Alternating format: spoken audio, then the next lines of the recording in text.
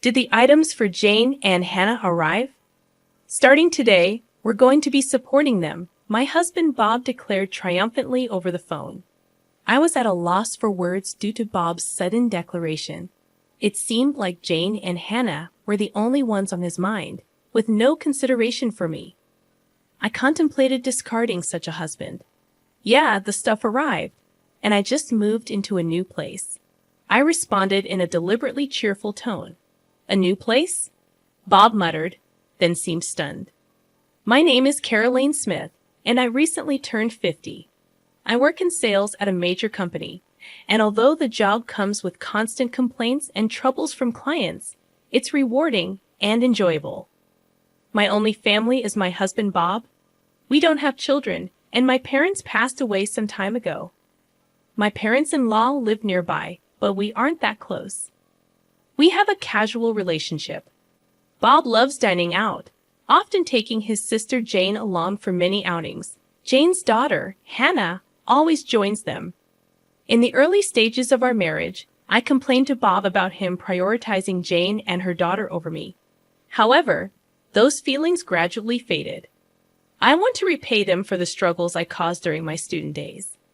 After learning of Bob's sincere feelings, I understood that my in-laws are impoverished, living in a small, run-down apartment. It's incredibly cramped.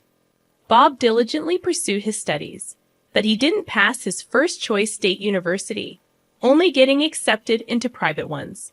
His parents couldn't afford to pay, so Jane, who was working at the time, helped with his tuition. Bob seems grateful to Jane for supporting him during difficult times.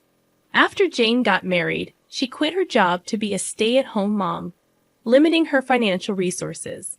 After hearing this story, I stopped complaining, understanding the reasons for wanting to give back. I thought it best to let Bob do as he pleases, despite a bit of loneliness. I'm going to go out to eat with Jane and Hannah now, Bob said.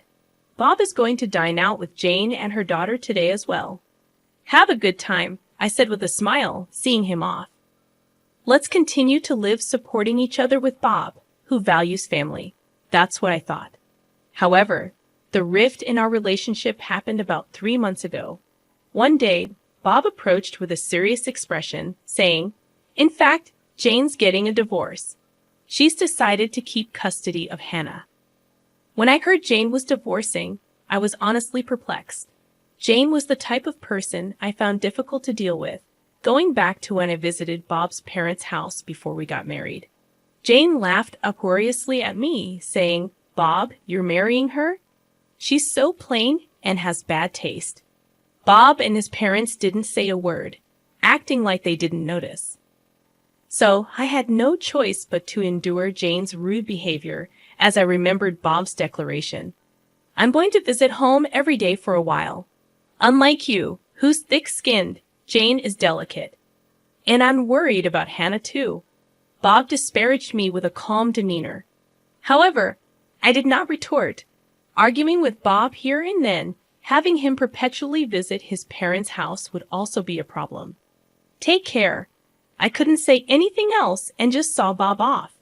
From then on, Bob spent more time away from home. Until now, he often came home around 8 p.m. on weekdays, but there were times when he didn't return even by the next morning. He was almost never home on weekends, and my loneliness just grew. When I returned from work and called out, there was no response at all, and the room was pitch dark. He must be at his parents' house again. With Bob's absence, I often found myself downhearted. However, when Bob was home, he began to annoy me more and more. That day, Bob was uncharacteristically at home, but he made an unthinkable request of me. "Jane told me you haven't given a housewarming gift yet. You're so stingy. You're getting a bonus soon, right? Buy her a designer bag or something," Bob said, as if I must do so. "A housewarming gift? Why do I have to give one? Why don't you do it, Bob?" I responded in kind, but Bob instantly got angry. "You married into this family, so Jane's your family too, isn't she? Don't you think it's ill-mannered not to even be able to do a simple thing like giving a gift to family?" Bob berated me.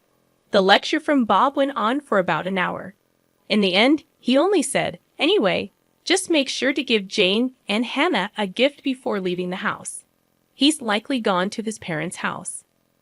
"I've never received anything from Jane," I murmured quietly. A few days later, I got a call from Jane. "Hello, you heard from Bob, didn't you? You really don't think things through. Normally, you give a housewarming gift," Jane stated as if she deserved it. I got irritated at the selfish attitude, so I retaliated. "You've never done anything for us either, have you? Even at our wedding, we didn't get a gift from you."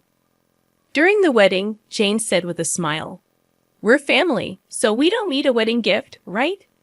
and handed over an empty gift envelope. "But there's nothing inside, is there?" I asked. Even when I asked, Jane put on an innocent face. "I did buy the envelope, right? I'm so nice, aren't I?" Jane said with full confidence. I was at a loss for words at Jane's utter lack of common sense, and Jane had absolutely no restraint. She heartily ate the wedding meal and drank several drinks outside of the course. Even when I handed Jane the catalog gift for the guests, she complained, "Aren't there any luxurious items? If there were, I could take home several." "Caroline, you really don't think things through." That was the outcome, with her complaining like that. Remembering all that, Jane replied with a scoff, "You're my brother's wife.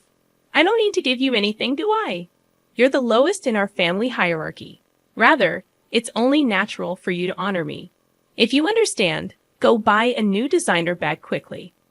I was astounded at the way Jane spoke, unable to say anything. Hannah strikes up a conversation. "Caroline, make sure you buy my bag too. It has to be the one exclusive to the Fifth Avenue store, or I won't forgive you." "Bye, Hannah," laughing loudly with a ha-ha-ha. Hung up just like that. Unbelievable. Why am I the only one who has to endure this? I heaved a big sigh. After that, Bob just stopped coming home. Whenever he did come back, he would take money from my wallet without any regard for my desperate attempts to stop him. "You're always at home, so you're not going to use the money, right? I'll use it for something worthwhile. Be grateful." Waving a few bills, Bob left the house. I couldn't take this anymore. I was becoming worn out from Bob's selfish actions. Then one day, the doorbell rang, and I opened the front door. "Hello," I said, and someone who appeared to be a mover said, "Is this the residence of Mr. Bob Smith? We'll start moving the stuff right away," and began bringing a multitude of boxes into the house. I hurriedly tried to stop him, saying, "Wait a minute, we didn't order this." However, the mover responded with a slight troubled look. "It's Mr. Bob Smith's residence, right? We received a request directly from him." Perplexed by the mover's reply, I immediately called Bob. Fortunately, Bob answered right away. In the background of the call, I could hear the crude laughter of what seemed to be Jane and Hannah. I confronted Bob. "There are movers here bringing box after box into our house. What's going on?" Then Bob said something completely unexpected. "Oh, did the stuff for Jane and Hannah arrive? From today, we're going to be supporting them." "I don't need your opinion, got it?" Bob declared triumphantly over the phone. In the background, Jane started to speak. "Welcome aboard. Since you don't have kids, you must be thrilled to take care of our Hannah, right? Be grateful." Hannah voiced her displeasure with a tinge of offense. "What? This old lady is going to be like a parent? So embarrassing. I can't tell my friends." I was at a loss for words due to Bob's sudden declaration. Surely the in-laws' house must have become too cramped, prompting Jane to plead with him. "Our house is bigger and has spare rooms." No doubt they were requested by Jane and Hannah, who knew about this. It seemed like Bob only had Jane and Hannah on his mind. There was not a shred of consideration for me.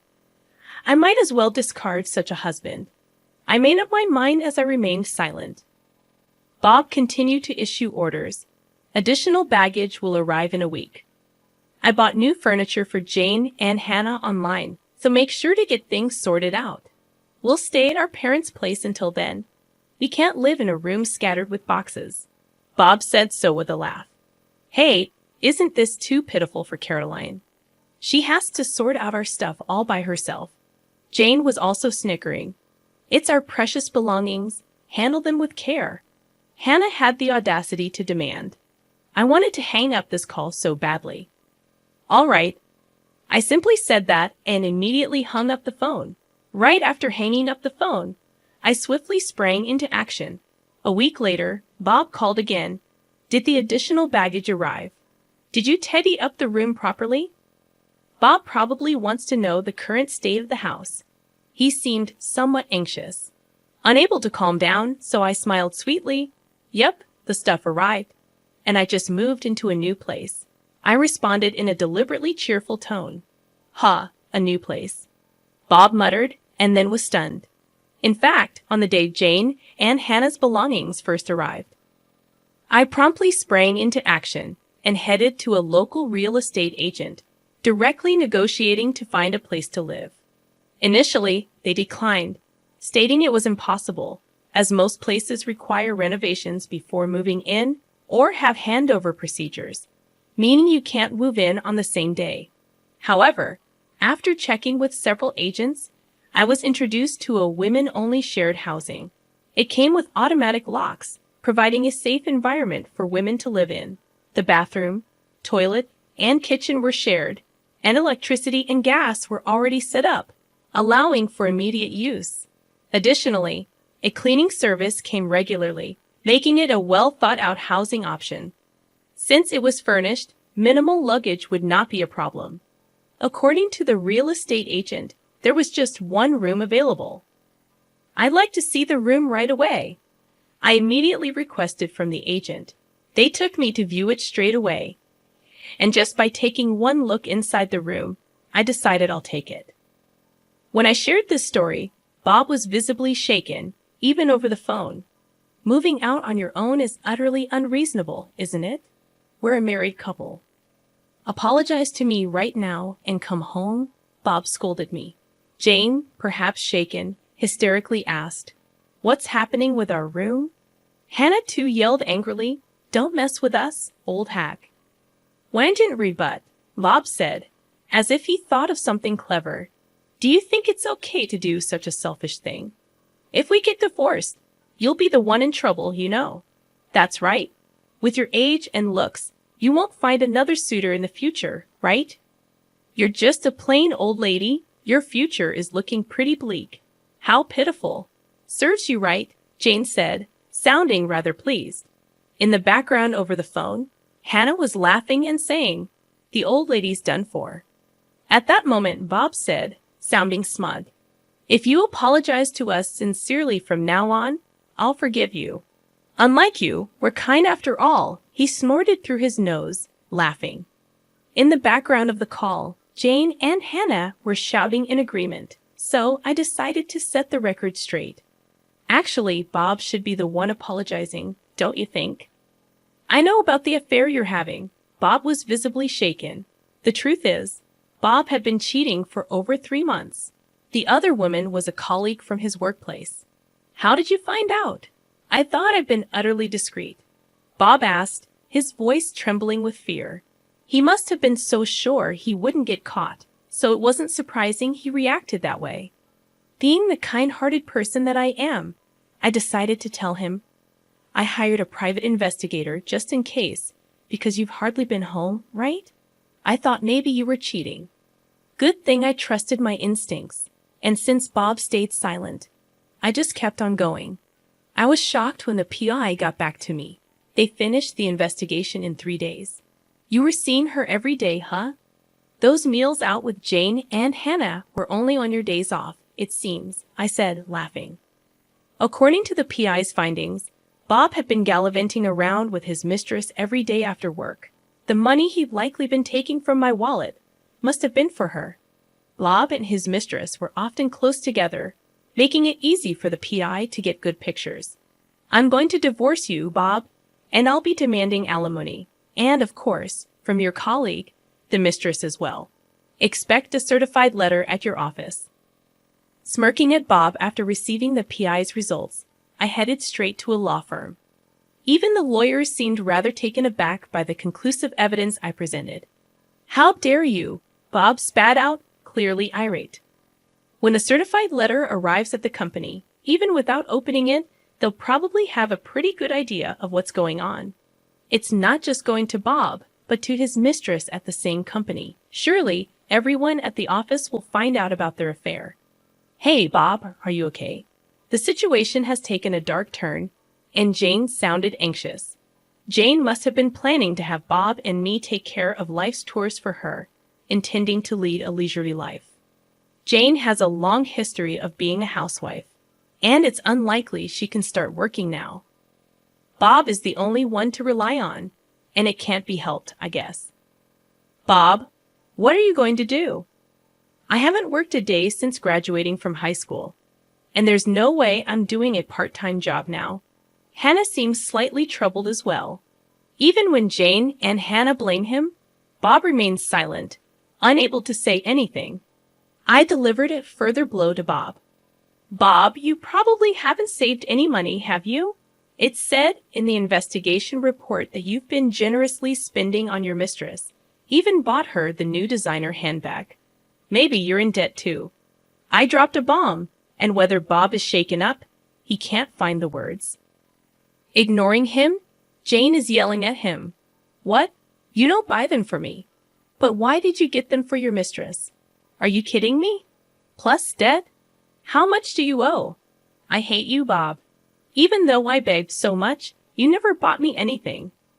Hannah also scolds Bob in a high-pitched voice. On the other side of the phone, Jane and Hannah are noisily complaining. Caroline, I really am sorry, so please handle these two somehow. Bob pleaded with me in an exhausted voice. But I have no intention of forgiving Bob. Why don't you deal with it yourself? I'm not involved, and it's what you deserve. Better tell your mistress soon. If you dilly-dally, a certified mail will reach your company, you know? I said to Bob with a smirk. Damn, Bob seemed frustrated. Ignoring such a Bob, I spoke. Well then, do your best, and please give me plenty of alimony. I hung up the phone right there. After hanging up, there were several calls from Bob, but I ignored them. Let Bob and Jane struggle as much as they want. I muttered quietly and set Bob's contact to block incoming calls. After that, my divorce with Bob was finalized. Initially, Bob resisted because there was dual income. Until now, Bob could afford to live even while he just messed around. With just Bob's income, maintaining the lifestyle we've had until now is certainly not feasible. It seems like Bob understands that, which is why he doesn't want to divorce me. However, I have decisive evidence of Bob's infidelity. Ultimately, I conveyed to him that I have absolutely no intention of reconciling, and that I will take legal action if he doesn't agree to the divorce any longer. With that, Bob, hanging his head down, said, I'll agree to the divorce, and stamped the divorce papers. So I demanded alimony from Bob in settlement for emotional damage from his partner. The amount was determined while being informed about the going rate from my lawyer. I believe it's a fair amount. In fact, Bob's partner paid it promptly. Apparently, she borrowed it from her parents after explaining the situation. However, it was a steep amount for Bob. Can it be reduced? Even though he said that numerous times, I ultimately rejected Bob's request during the meeting with our lawyers at the law office. How about I add on the money you stole from my wallet? I cheerfully asked. Bob turned pale as a ghost. That amount is fine. In the end, Bob, trembling, agreed. After that, both Bob and his partner resigned from their company. The reason was that their affair was exposed within the company. It seems that the delivery of a certified document brought attention to the relationship between the two. Even if the contents of the envelope were unknown, an envelope from a divorce law office tends to be pretty self-explanatory. One can generally guess what's inside. Eventually, Bob resigned because things got uncomfortable. Being the subject of juicy gossip around the office, perhaps he couldn't stand it. After leaving the company, Bob has been working in day labor via an agency. Due to his age, it seems he couldn't find another job right away, but payments won't wait. He has living expenses plus the installment payments of alimony to me, and the mortgage still has a long way to go. Moreover, the debts he likely incurred during his affair came to light. Life's probably going to be pretty tough, I bet. Sometimes I get messages from Bob through the lawyer to me. I was wrong. Please take me back. I'm begging you. I'm barely scraping by. If I'd known this would happen, I would have been nicer to Caroline, Bob says, reportedly weeping in front of the lawyer. I think he's really backed into a corner, but it's too late now. And the situation for Jane and Hannah doesn't look good either. Currently, they are living with Bob, but since Bob has no money, their living situation seems dire. One day, I got a message from Jane on my cell. I had blocked Bob's number, but I hadn't blocked Jane's. Seems like that backfired. Wondering what she could possibly want now, I answered the call. Hello, and the moment I answered, Jane begged me, please help us. We're living with Bob, but he has no money, and our electricity and gas are going to be shut off. We don't even have anything left to eat, Jane spoke in an exhausted voice. I was surprised that their living situation had become so desperate, but I had no intention of helping, so I brushed Jane off coldly. Why don't you work? You're healthy, aren't you, Jane? You used to work back in the day, right? Then Hannah, presumably next to Jane, spoke up. Caroline, isn't that harsh? You're working at a major company.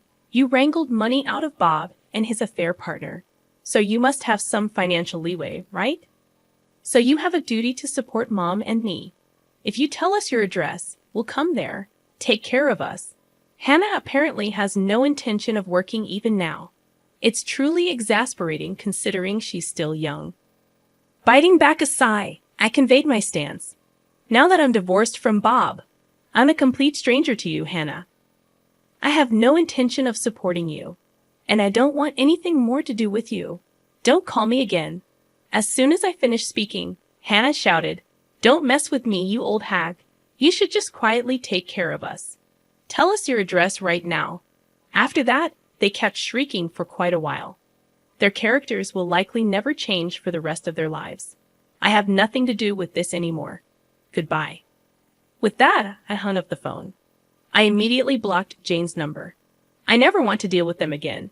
In their current state, they will likely face more hardship, but it's their own laziness that brought this upon them. I think it's fine if they continue to suffer. A year later, I decided to move out of the shared housing. It's a bit sad to leave where I made friends. The reason I'm leaving this fun and lively place is because I decided to adopt a dog. I met the dog at an adoption event a dog-loving friend invited me to, and I went along. That's where I had a destiny-filled encounter. While other dogs were being friendly with various people, this dog was different. It stared at me intently the moment our eyes met. I thought this dog might need me. After that, I attended the adoption events many times and deepened my bond with him. After several visits, joyfully, I was allowed to adopt him. However, the shared housing doesn't allow pets, so sadly, I had to move out. Now I live in a pet-friendly apartment. Dogs don't betray you, and it's so cute when I call. He runs towards me joyfully. There will probably be various difficulties in the future, but I'm not alone anymore. I want to move forward, facing forward, supporting each other with this beloved dog.